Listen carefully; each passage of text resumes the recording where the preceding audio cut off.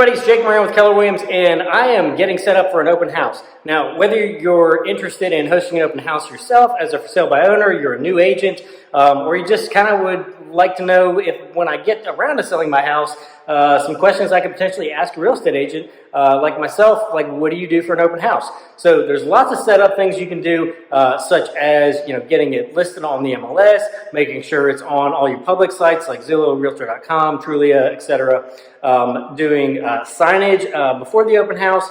But this video is going to be some simple things that you're probably not going to hear on a lot of open house tutorials that I do. And, it's one of these things, the small things become the big things. So I think everything that I do is very common sense, and a lot of agents don't do it. And a lot of people don't even know or think about doing it. And it's the small things that will make a big difference. So we're going to take a quick tour around this house.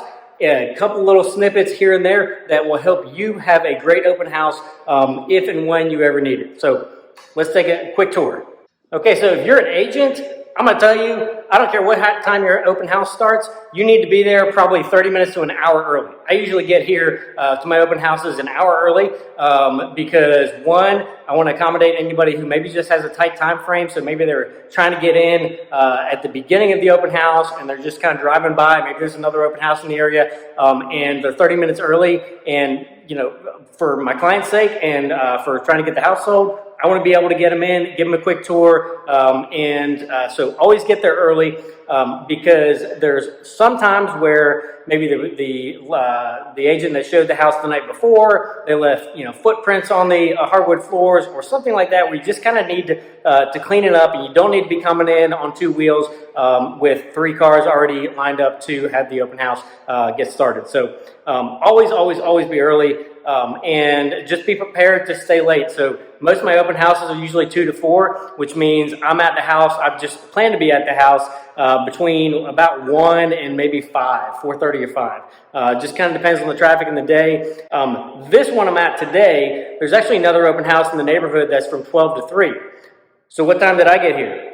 Yeah, I got here a little bit before 12. We're 2 hours early for our open house. But anybody that's coming, that's an early bird to the other open house, I want to make sure that for my client's sake, that someone is here to let them in so they don't have to make another trip back to the neighborhood. Appliances, real simple thing. If you have any appliances in your house before anybody walks in your house, just wipe them down. It can be warm water, it can be Windex, pretty much anything. Just smudges, handprints, things like that are just normal. We want to get those things away. Your windows. So probably not something most of us go around doing on the regular, but if you have a beautiful backyard like this house does, you've got a nice private view of the woods, you've got a big open field, there's going to be deer, rabbits, that sort of thing in the backyard. You want people just kind of standing here admiring the gaze and not looking at the crud on your windows. So especially if you have scenery out the windows, just go through. It takes like 8 minutes to clean most of your windows. Just give them a quick wipe down and you're done. Thermostats. This is a big one. I don't care what you like to keep your temperature on. So today it's middle of July.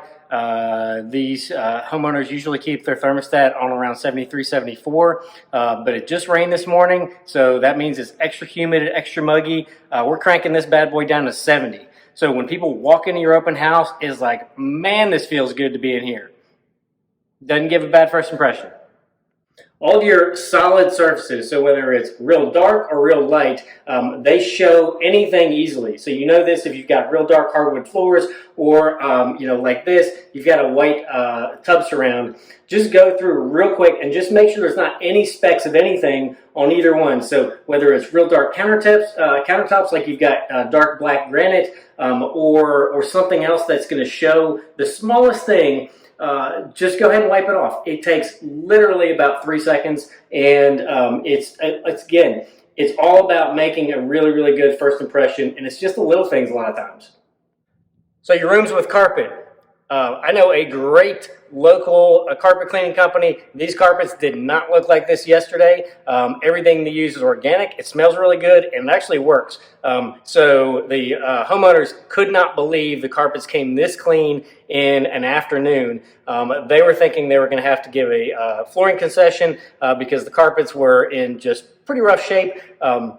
Overall condition of the actual carpet good, but just had a lot of wear and a lot of life on them. And in one afternoon, cleaned right up.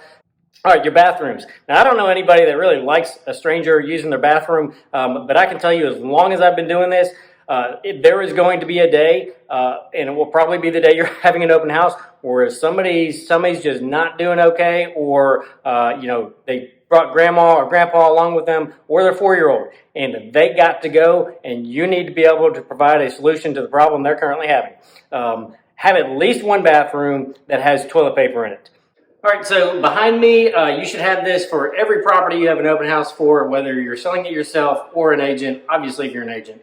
But I have the one-sheeter, all the facts, figures, information on the property itself, from what school district it is, acreage, square footage, all that sort of stuff, all on one piece of paper, and then also the disclosures. If you're an agent, again, kind of common sense here, but not so common sometimes. Look through, know off the top of your head when the HVAC was done, last time a septic was done, if it's on septic, when the roof was replaced, if there's any issues whatsoever going on, and then the checklist of everything that stays with the property. You want to have that because when people are going around, if they're interested in the property, they're going to ask those kind of questions. And it's good to have them up here and not have to always refer to down here. So simple thing, make sure when you get here early that's something that you review if you don't already know it off the top of your head. All right, so one of the things everybody always asks about, I don't care whether you have a little postage stamp lot or if you've got 5 acres, is where are the property lines. So go on your county's Q Public website, or you can go on, probably Google Earth. We'll have stuff like that as well. And I always take a snapshot of the property line to have it on display. Now this is on my iPad, so I had this here. It's set up so people can see, get a reference point of where the house is and where the property lines are. And always make sure to tell them, this is from an outside source. It is not the be-all, end-all. It is not, gospel fact that these are the exact property lines, but they're usually really, really close if they're not exact. All right, so this one is just mine. This is my little secret. Probably not going to see this on a whole lot of other real estate open house anything tutorials.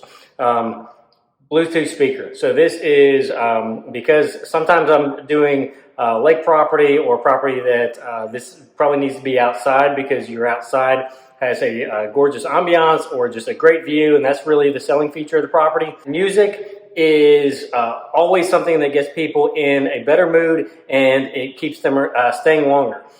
Years ago, I worked for a Division I college athletic department, and one of our little expressions with game day events was silence is deadly. So any event you ever go to, forever, just pay attention. There's always music playing. There's always sound, whether it's 2 hours before the game, whatever, after the game, halftime, between the breaks, there's always music. And there's a lot of psychology behind that, but the important thing for you to know is a little bit of music goes a long way. So I normally do a coffee lounge jazz station or a classical thing or a country thing, just kind of depending on the environment in the house.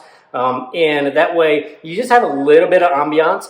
And you want to put it somewhere where it's not going to be too loud that it's going to be distracting, but it's just kind of that nice elevator kind of background music so you can still have a conversation and you don't have to yell at each other. All right, so the last thing is really when you're wrapping up and you're done the open house, you're going around, turning the lights off.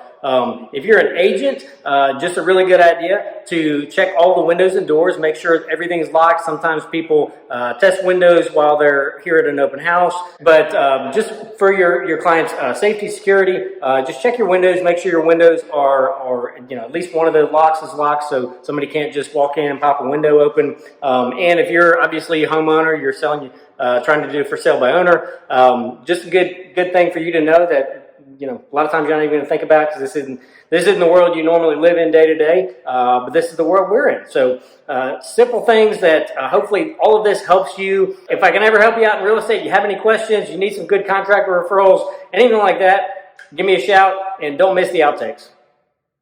There's always outtakes.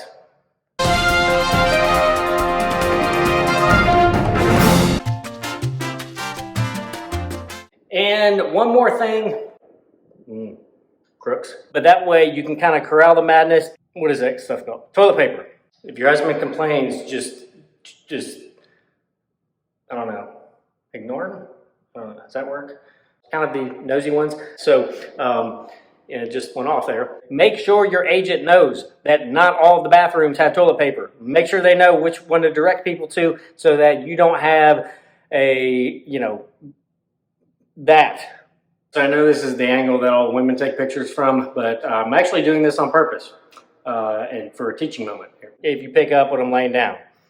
Because if you don't, you're probably going to be picking it up. Because your kids are going to try to sabotage everything you're doing. That's called parenthood.